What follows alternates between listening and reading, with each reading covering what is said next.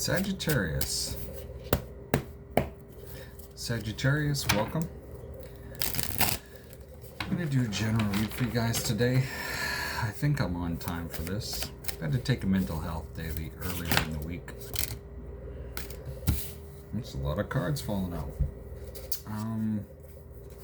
It was just one of those weeks this week where, yeah, I had to take some time out and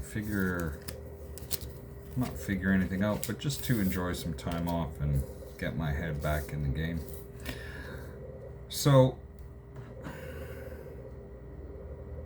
that's what we did. We did a paint night. Anyway, all of a sudden I'm getting goosebumps doing your read. We're looking at the Sun, Nine of Swords, Ace of Swords in your current energy, and it's clarified by the Moon, the Empress, and the King of Swords. Everything seems to be going okay for you, but there's a lot of things you're stressing about.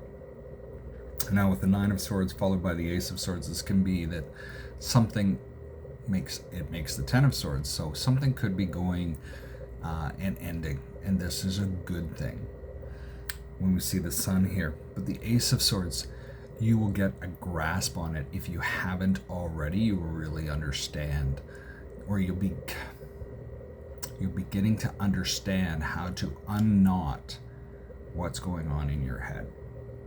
We have the Moon, the Empress, and the King of Swords.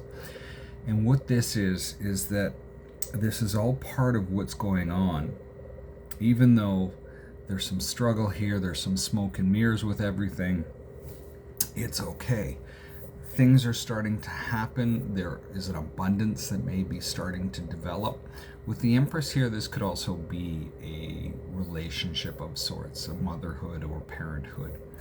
And with the King of Swords, being very purposeful in your thinking and how to, it ties right into the Nine of Swords and the Ace of Swords, that purposeful planning, that purposeful thinking that is unraveling the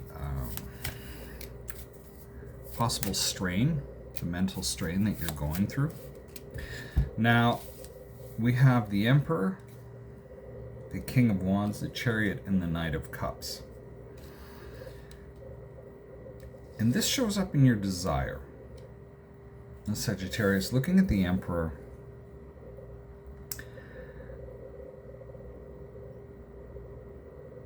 it feels like you're wanting to be able to stand in your own power.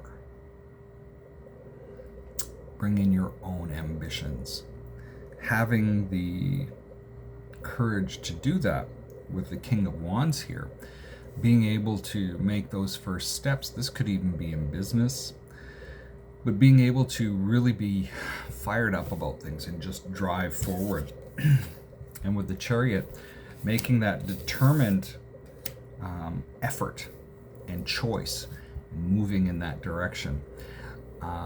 It's interesting because I'm hearing 15-second focus. I don't know if you've tried to think of just one thing for 15 seconds. It can be very, very difficult. And I hear the word 15-second focus to bring in that which you really desire with the Knight of Cups here. Now, when we look to the outcome, we see the Ace of Cups and the Hierophant. So whatever this connection is that we were seeing earlier, we see this progress that is with the Ace of Cups and the Hierophant. This could be falling in love with learning to some degree, or the mentorship of something. But with the cards clarifying underneath, we have the Six of Coins, Queen of Cups, Six of Swords.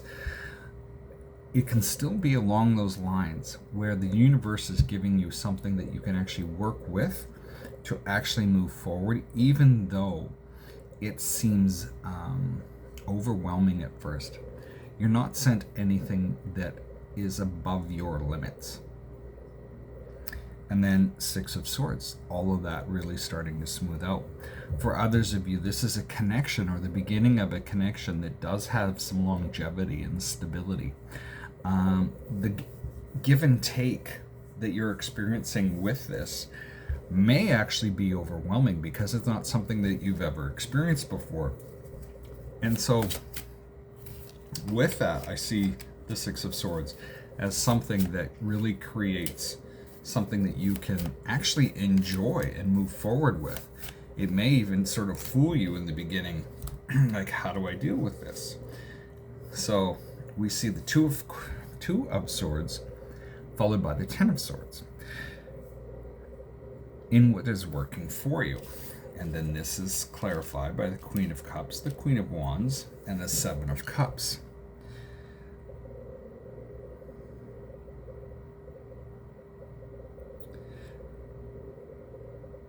How I want to phrase this, I don't know if it's going to come out right.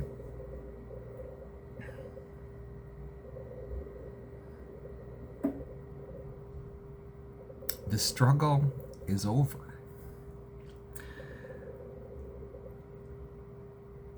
And with the Queen of Swords, followed by the Queen of Wands, I feel that is like a transition, going from the Queen of Swords being very critical into sort of the Queen of Wands, where you're actually enjoying what's going on, especially when it comes to options, or really starting to understand that confusion. Now, I hope this reading makes sense, because in my head it seems all over the place. We have the Three of Wands, the Five of Wands, Three of Coins, Five of Wands, World, Knight of Coins, Five of Cups, and the Hangman, and what you need to be aware of. Working with somebody on something, which could be a relationship, it could be a job, it could be anything. Working with somebody could bring a degree of fighting, okay? But in this fighting, there is also learning. I don't see this as like major fighting. It's kind of like little tiny spats. And what happens is things start to move. You start to gain momentum slowly. But the other thing that happens with this Wheel of Fortune and Knight of Coins, you may actually go your own way, and you may regret what actually happens with this person. And you need to look at it as something different. Maybe you've actually sacrificed too much to be there. So again, it's just this week for reading cards has been really something. It's been a little difficult to get in touch with the energies. Seven of Wands, Strength card in the Tower. You're busy trying to keep yourself centered and on the defensive. It's like you're putting up the walls, and you're determined to do so. However, we see the Tower. There's going to be a moment where things become abundantly clear of what needs to be done. And so you shift from going into this walling type of behavior into this Knight of Swords, where all of a sudden you know what needs to be done, you know which heads have to roll, and you put it into gear and get it going. So that's what I have for you today. Best of luck this week. We'll see you next time. Stay safe.